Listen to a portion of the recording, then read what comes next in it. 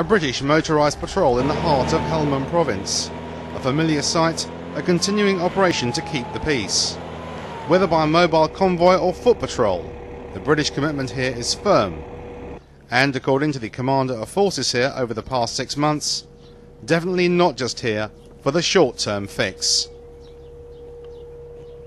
He says he has already seen changes for the good during his time in Afghanistan.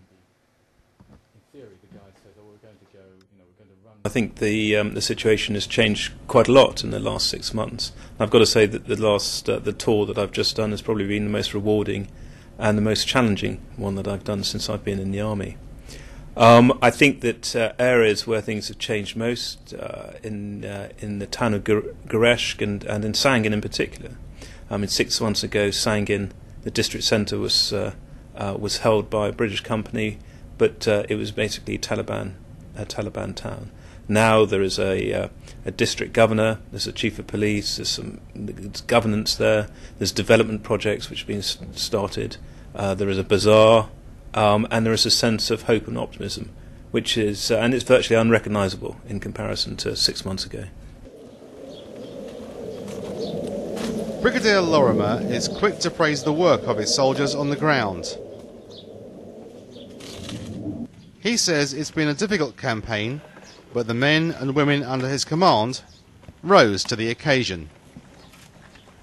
I think what has impressed me with our soldiers, and they're 18, 19 years old, is that despite the horrendous conditions in which they're working, in the summer it's 50 degrees and they're wearing body armour and helmet, and it's pretty hard soldiering.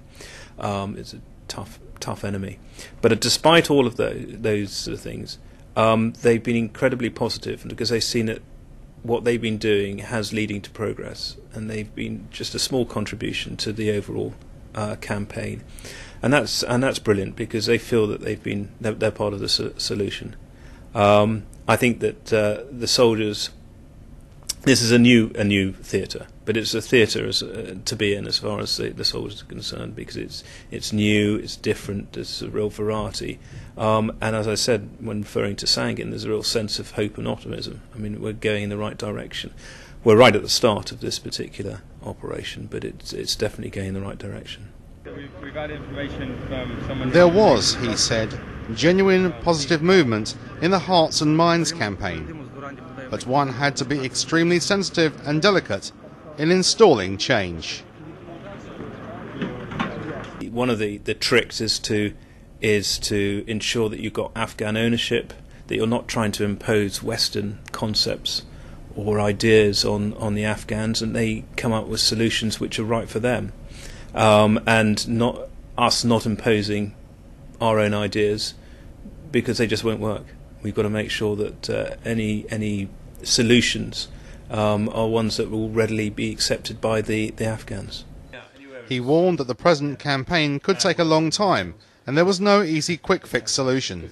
The ambassador said it's a marathon, not a sprint, and I think he's absolutely right. And I think he's right in respect for the military part of the campaign against the insurgency, in terms of dealing with the narcotics and those problems, and also just basic governance and development. I mean, these are long-term issues, and if people are deluded if they think that things are going to be turned over overnight, and we need to accept that this is going to take a bit of time, but it's worth it. It's worth taking that time and putting in those resources. Despite the loss his forces have sustained, 29 British soldiers have been killed in the past 6 months, Brigadier Lorimer believes the sacrifice has been worth it. In the meantime, the campaign to serve, protect and supply continues.